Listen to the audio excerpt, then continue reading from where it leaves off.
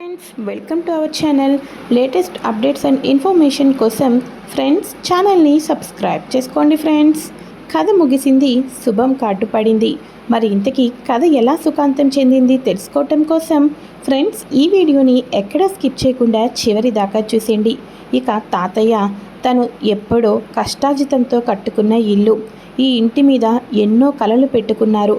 కానీ తెల్లారితే ఆ ఇల్లు జప్తు చేయబడుతుంది, బ్యాంకు వల్ల ఆధీనంలోకి వెళ్ళిపోతుంది అని చెప్పేసి తాతయ్య గారు బాధపడుతూ ఉంటారు. ఇక పక్కనే ఉన్న తన భార్య, ఏంటి బావా, ఇంటిని వదిలి వెళ్ళిపోవలసి వస్తుందని బాధపడుతున్నావా అని అనగానే, అదేంటి చిట్టి, నీకు లేదా ఈ ఇంటి మీద మమకారం, ప్రేమ నీకు లేదా అని అనగానే, ఇవన్నీ కూడా మన పుట్టుకతో రాలేదు కదా బావా. నన్ను పెళ్లి చేసుకున్నప్పుడు మనది చిన్న ఇల్లు, అప్పుడు నువ్వు నా పక్కన ఉన్నావు, సంతోషంగా ఉన్నాం. తర్వాత ఇలా తెలివితేటలతో బిజినెస్ చేసుకుంటూ ఇక ఇంత పెద్ద కంపెనీని నెలకొల్పి ఇదిగో దుగ్గిరాల వారి కుటుంబాన్ని నిలదొక్కున్నాం. కానీ ఇప్పుడు కష్టాలు వచ్చాయి కాబట్టి తప్పదు బావా, కానీ మనందరం కలిసిమెలిసి ఉంటే అదే చాలు అనుకున్నాను. కానీ ఆస్తులు అంతస్తులు ఉన్నప్పుడు కుటుంబంలో కొంతమంది మనతో పాటు ఉన్నారు, ఆస్తులు లేవు అనేసరికి మనల్ని వదిలేస్తాం, కానీ మా వాటాలు మాకు రాయండి అంటున్నారు. అదే నాకు చాలా బాధగా ఉంది బావా అని చెప్పేసి వీళ్ళిద్దరూ మాట్లాడుకుంటూ ఉంటారు. మరోవైపు కావ్యరాజ్, ఏంటండి ఇంకా తెల్లారితే ఈవినింగ్ కల్లా బ్యాంకు వాళ్ళు వచ్చి మన ఇంటిని తీసుకొని వెళ్ళిపోతారు, ఇంట్లో ఏం జరగబోతుందో నాకైతే అర్థం కావటం లేదు అని చెప్పేసి బాధపడుతూ ఉండగా శృతి అయితే ఫోన్ చేస్తుంది. మేడం, మీరు చెప్పిన స్టాల్ అంతా కూడా రెడీ అయిపోయింది మేడం, ఏదైనా కరప్షన్స్ ఉంటే చెక్ చేసుకోండి, వీడియోని అయితే సెండ్ చేస్తున్నాను అని చెప్పేసి వీడియో అయితే పెడుతుంది. ఆ వీడియోలో స్టాల్ గురించి, గోల్డ్ గురించి డిస్కషన్ చేస్తూ స్టాల్ని వీడియో తీసిన శృతి, ఆ వీడియోలో నందాగాడ్ అయితే కనిపించేస్తాడు. ఒక్కసారిగా కావ్యరాజ్ ఇద్దరు స్టన్ అయిపోతారు. ఇదేంటిది, నంద చచ్చిపోయాడు అనుకున్నాం, కానీ నంద బ్రతికి ఉన్నాడు అంటే ఇంతకాలం మనల్ని ఎవరో మోసం చేస్తున్నారు, దీని వెనకాతల ఎవరో కథ అంతా కూడా దగ్గరుండి నడిపిస్తున్నారు అని చెప్పేసి, ఎవరై ఉంటారు వాళ్ళు అని చెప్పేసి అనగానే, ఎవరైనా సరే వాళ్ళని మాత్రం వదిలిపెట్టేది లేదండి. ఇంతకాలం నందా చనిపోయాడనుకున్నాం, ఇప్పుడు బ్రతికి ఉన్నాడని వీడియో ద్వారా తెలిసింది, ఏదో ఒకటి చెయ్యాలండి అని చెప్పేసి అనగానే, ఒక్క నిమిషం ఆగు కళావతి, ఈ విషయం ఇప్పుడే ఇన్స్పెక్టర్ గారికి కాల్ చేస్తాను అని అనగానే, ఒక్క నిమిషం ఆగండి, ఆ ఇన్స్పెక్టర్ గారు 2 సార్లు అవకాశం వచ్చినట్టు చేసి మనల్ని వదిలిపెట్టారు, ఆ ఇన్స్పెక్టర్ గారికి ఇప్పుడు కాల్ చేయొద్దండి అని అనగానే, అదేంటి అది అలా అంటున్నావు అని అనగానే, ఇక ఇన్స్పెక్టర్ గారికి వద్దండి, కావాల్సి వస్తే మనకు అందుబాటులో మన అప్పు ఉంటుంది కదా, అప్పు ద్వారా మనం నిజం తెలుసుకోవచ్చు అని అనగానే, అవును నేను ఆ విషయాన్ని మర్చిపోయాను కళావతి అని చెప్పేసేసి ఇక వీళ్ళైతే అప్పుతోటి మాట్లాడి నిద్రపోతారు. ఇక మార్నింగ్ అవుతుంది. కావ్యరాజ్ ఇద్దరు కూడా ఆఫీస్కి బయలుదేరే లోపలే ఇక ఇంట్లో పంచాయతీ అయితే మొదలవుతుంది. దాని లక్ష్మి, రాజ్, కావ్య, మీ నెత్తి మీద 100 కోట్లు అప్పు వేసుకుంటారో, మీరు తీర్చుకుంటారో, ఏం తంతాలు పడతారో మాకైతే తెలీదు, కానీ మా ఆస్తి మాకు రావాల్సిందే. ఇక మావయ్య గారి అప్పులతో మాకు సంబంధమే లేదు, ఆస్తులతో మాత్రమే మాకు సంబంధం ఉంది. కాబట్టి మా తరపు వాటాకి ఎంత ఆస్తి వస్తుందో అంత ఆస్తి మాకు రాసేయండి, లేకపోతే ఊరుకునేదే లేదు. కళావతి, అంత నీ చేతిలోనే ఉంది. బ్యాంకు వాళ్ళు వచ్చి మొత్తం లాక్కొని వెళ్ళే లోపల నువ్వు మా మీద శత్రుత్వంగా కక్ష కట్టి కాకుండా మా మీద కొంచెం ఆలోచించి, నీ అంత మంచి మనసు మాకు లేదు కాబట్టి సంతకం పెట్టి ఇచ్చేస్తే సగం ఆస్తి నాకు వచ్చేస్తుంది, ఆ తర్వాత మీ తంటాలు మీరు పడండి అని చెప్పేసి ధాన్యలక్ష్మి అంటూ ఉంటుంది. పక్కనే ఉన్న రుద్రాని, ఒక ఇంటి ఆడపిల్లగా ఆడపడుచుకి ఎంత ఆస్తి వస్తుందో అంత ఆస్తి నాకు కూడా రాసిచ్చేస్తే నేను కూడా నా కొడుకు, నా కోడలు, మనవరాలతోటి ఏదో రకంగా జీవితం గడిపేస్తాను, లేకపోతే రోడ్డు మీద గెటప్ వేసుకొని అడుక్కోవాల్సిన స్థితి వస్తుంది అని చెప్పేసి మనసులో అనుకుంటూ ఉంటుంది. సరే అయితే నేను మీ అంత ఆలోచనాపరురాల్ని కాదు కాబట్టి బ్యాంకు వాళ్ళకి సంతకం చేసి స్వరాజ్ గ్రూప్ ఆఫ్ కంపెనీని, దుగ్గిరాల వారి ఇంటిని మొత్తాన్ని వాళ్ళ చేతిలో పెట్టేసరికల్లా కూడా ఒక 10 నిమిషాల ముందైనా ఆస్తి పేపర్ల మీద సంతకం చేసి మిగతాదే వాళ్లకు చెప్తాను మిగిలిందే అని చెప్పేసి అనగానే, నమ్మచ్చా నిన్ను అని రుద్రాణి అంటూ ఉంటుంది.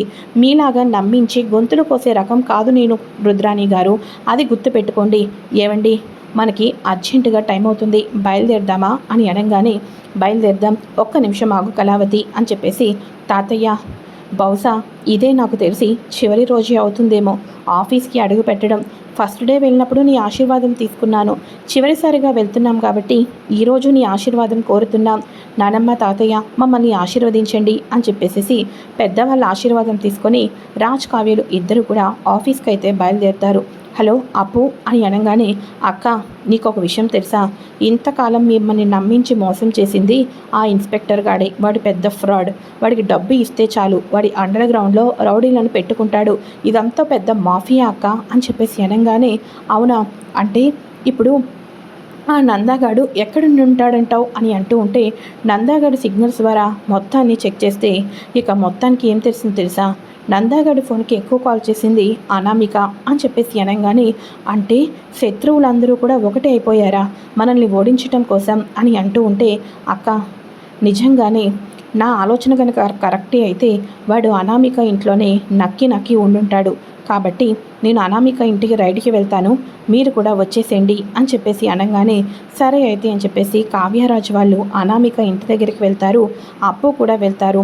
మిమ్మల్ని చెక్ చేయాలి, నందాగాడు ఇక్కడ ఉండడం మాకు ఇన్ఫర్మేషన్ వచ్చింది అని చెప్పేసి అడ్డంగా దొరికిపోతాడు నందాగాడు అయితే. ఇక సామంత్ అయితే షాక్ అయిపోతాడు. వద్దు అనామిక, వద్దు వద్దు అని అన్నాను, కానీ నువ్వే నా మాట వినిపించుకోలేదు అని చెప్పేసి అంటూ ఉంటారు. ఇక వెంటనే నందాగాడు దొరికాడు కాబట్టి నందాని మొత్తానికి కూడా జైల్లో చిత్తకొట్టుడు కొట్టడానికి అప్పు అయితే తీసుకొని వెళ్తూ ఉంటుంది. అంతేకాదు, నందాగాడు చచ్చిపోయినట్టు ప్లాన్ చేసి కావాలని ఇదంతా కూడా చేసి నందాగాడి లాంటి దేశద్రోహులు లాంటి వాళ్లకు ఎంతోమంది కంపెనీలకు లాస్ చేసిన వాళ్ళ అనామిక వాళ్ళకు స్టే ఇవ్వటంతో అనామికను కూడా అప్పు అయితే అరెస్ట్ చేసి జైలుకి అయితే తీసుకొని వెళ్తుంది. ఇక నందాగాడికి అయితే థర్డ్ డిగ్రీ ఇవ్వటంతో ఇక నా కంపెనీ షేర్స్ అన్నీ కూడా సామంత్ గ్రూప్ ఆఫ్ కంపెనీలో కలిపేశాను, కాబట్టి నా కంపెనీ పేరు మీద ఏం డబ్బులు ఉన్నాయి ఏమన్నది తెలియదు అని చెప్పేసి అనగానే, అలా అయితే మా 100 కోట్లను నువ్వు నాకు ఇచ్చి తీరాల్సిందే అని చెప్పేసి నందా వాళ్ళ చేత బ్యాంకు వాళ్ళకు పిలిపించి డాక్యుమెంట్స్ మీద సైన్ అయితే చేయించుకుంటారు. ఇక నందాకు సంబంధించినవన్నీ కూడా సామంత్ గ్రూప్ ఆఫ్ కంపెనీకి ఉన్నాయి కాబట్టి సామంత్ గ్రూప్ ఆఫ్ కంపెనీ నుంచి 100 కోట్లు తీసుకోవాలని చెప్పేసి బ్యాంకు వాళ్లకు ఇక పోలీసుల ద్వారా అయితే ఒక పత్రం అయితే రాయించుకుంటారు. అప్పుడు సామంత్ కంపెనీలో ఉన్న 100 కోట్లను కూడా బ్యాంకు వాళ్ళైతే తీసుకోవటం జరుగుతుంది. ఎందుకంటే నందా కంపెనీ పూర్తిగా సామంత్ కంపెనీలో కలిపేయటం ద్వారా వద్దు వద్దు అన్నాను, కానీ వాడికి ఫారెన్లో పెట్టుబడులు ఉన్నాయి, ఫారెన్లో డాలర్లు ఉన్నాయి అని చెప్పేసి వాడి కంపెనీని మన కంపెనీలో కలిపావు చూడు, చివరాఖరకు మనకే పెద్ద టోపీ పెట్టారు. నిన్ను నమ్ముకున్నందుకు నేను మళ్ళీ కూడా సతకిలు పడి రోడ్డున పడినంత పని అయ్యింది. అప్పుడే ఈ మేడం చెప్పింది, అనామికతో తిరుగుతున్నావు, నీ పరిస్థితి మళ్ళీ జీరో అవుతుంది, నువ్వు హీరోవి అవ్వవు అని చెప్పేసి సామంత్ అయితే అంటూ ఉంటాడు. ఇక కావ్యరాజ్ వాళ్ళు ఎంతో సంతోషపడతారు. అనామికను అలానే నందాని అయితే పోలీసులు అయితే అరెస్ట్ చేస్తారు కదా.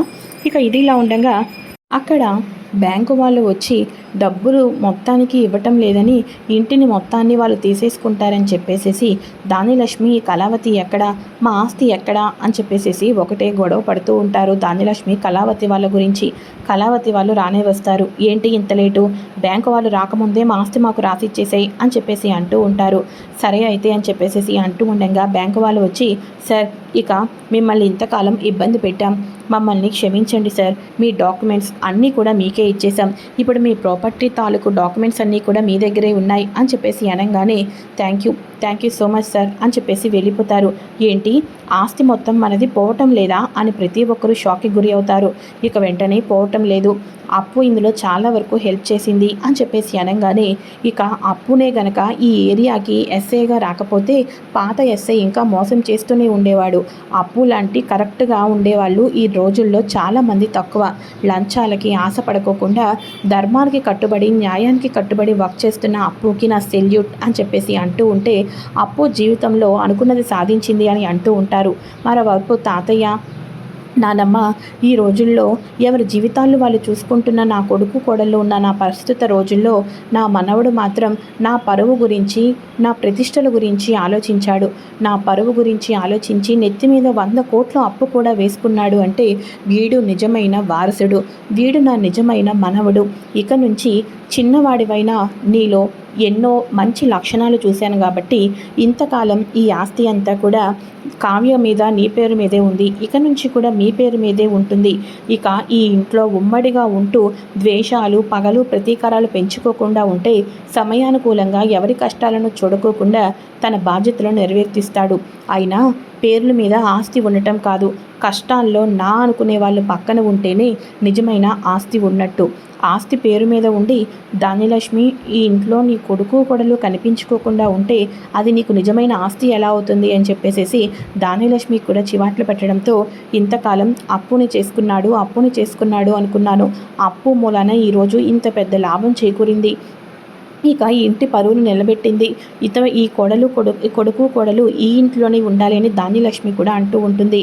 ఇక వెంటనే స్వప్న ఒకరి మీద ఆశపడుతూ ఉంటే చివరాఖరకు మన జీవితం చిప్పకూడే అవుతుంది అత్తయ్య, కాబట్టి మనం ఎవరి మీద ఆశపడకూడదు, మన కష్టం మీద మనం నిలబడాలి, ఒక ఇంటికి మంచి చేస్తే అది మనకి మంచి జరుగుతుంది, తిన్నింటి వాసాలను ఎప్పుడూ లెక్క పెట్టకూడదు అని చెప్పేసి రుద్రానికి వాళ్ళకు కూడా వార్నింగ్ అయితే ఇస్తారు. ఇక స్వప్న తల్లి అవుతుంది. రుద్రాని వాళ్ళేమో కొంచెం తప్పు తెలుసుకొని నెమ్మదిగా వెళ్ళి స్వరాజ్ గ్రూప్ ఆఫ్ కంపెనీలో జాబ్ చేసుకుంటారని రాహుల్, ఇక మ్యూజిక్ డైరెక్టర్గా మంచి పేరు రావడంతో కళ్యాణ్, పోలీస్ ఆఫీసర్గా అప్పు, ఒక మంచి వారసుడుగా మంచి బిజినెస్ మ్యాన్గా కావ్యరాజు వాళ్ళు దూసుకొని వెళ్ళిపోతూ ఉంటారు.